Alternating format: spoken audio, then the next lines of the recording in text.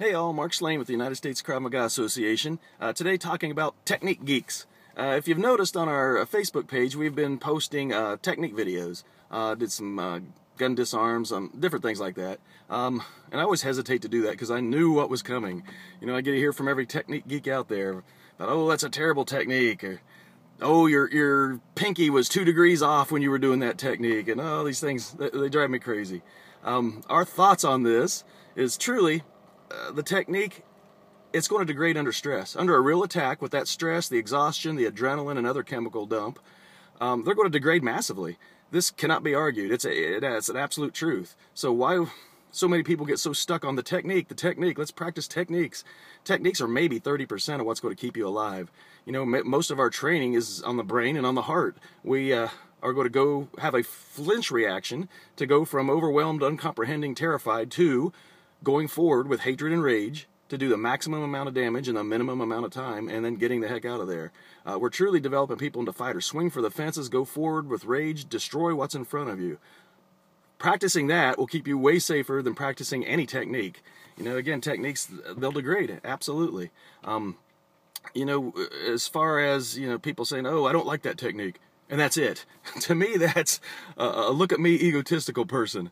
You know, whenever I comment, and I don't comment on other people's techniques that I see on Facebook anyhow, unless they ask me, my comment is always, here's what I don't like about that technique, A, B, C. Here's the one I would recommend. You know, if we go forward with it like that, we are truly having a dialogue, trying to come up with, you know, the best self-defense to keep people safe. That's caring about people rather than, hey, look at me. So that just, I guess that irks me to death when I hear, oh, that's terrible technique, or that's too law enforcement-like, or that's too...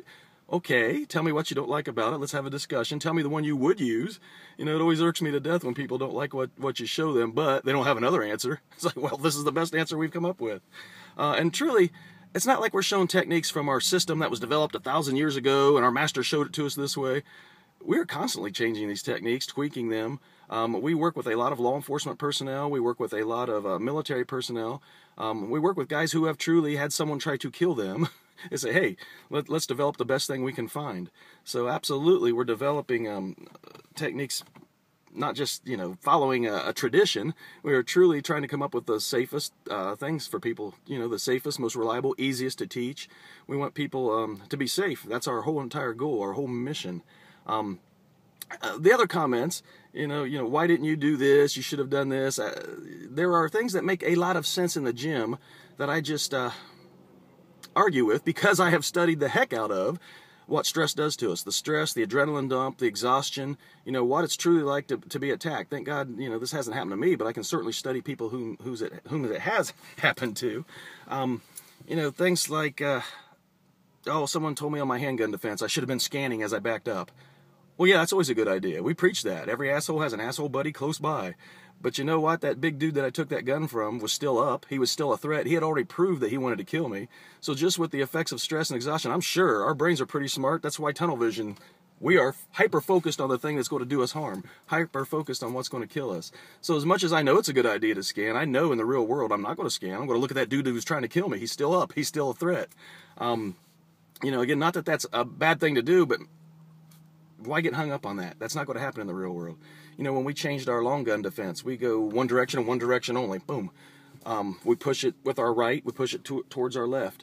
The only reason we would push it with our left is if it was a left-handed officer so he can access his weapon.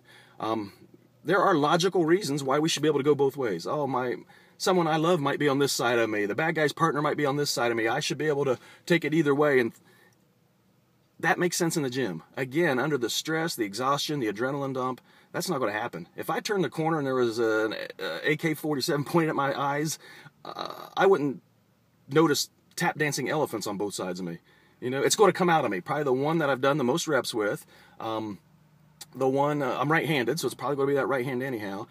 There's going to be no thought process. I'm about to die. My brain goes to midbrain. It goes to lizard brain. Whatever I've practiced is coming out of me. You know, again, it makes sense. I don't want to push it that way if somebody is with me. But it's going to happen. Whenever we tried to do drills to, you know, open your eyes or somebody on one side of you, go the other way, you know what we were producing? Hesitation. That's not a good idea to hesitate when there's a weapon on you. We were getting officers shot when we were training, you know, in sim missions. just these things that make sense in the gym. Think about them and study again. And if you're teaching self-defense, you must study what a true attacks do to people. The stress, the exhaustion, all that stuff. Just over and over. You know, I just had someone say, oh, we went to a seminar where they were teaching us how to get out of our hands bound. I wouldn't go to that. I've already decided nobody's bounding my hands. No matter what the odds are, I'm fighting before I get there. If my hands are bound, the only reason I'm alive is because the scumbag decided not to kill me yet. That's not good. I would rather take my chances fighting against, 4 guys with weapons pointed at me than have my hands bound. I would not go to that seminar. I would not do that because I don't even want it in my head that I might be bound. I have already told myself that's never going to happen. Again, things that look cool, seminars, logical, they truly make sense. They make logical sense. It just doesn't translate into the real world. The real world violence, just how horrified we are, how we're going to midbrain. Our training's coming out of us. So again, keep those comments coming whenever I do post those technique videos. Not that I'm griping about it, but I do want to express our thoughts. If you're going to say you don't like something, tell me what you do like. I'll study it. If we think it's better, we'll switch to it. Hell, I'll name it after you if I have to. We just have a certain way of thinking in Krav Maga because we study real-world violence and what that does to people. Again, read things like Sergeant Miller's, Rory Miller's stuff on violence, De Becker's Gift of Fear, Grossman's on killing, on combat. We can learn. We can learn what the effects of stress and exhaustion are, and run everything through realistic attacks, through drills that exhaust people. That's what we do. That's what we recommend you do for your self-defense. Mark Slang, United States Krav Maga Association. Be safe.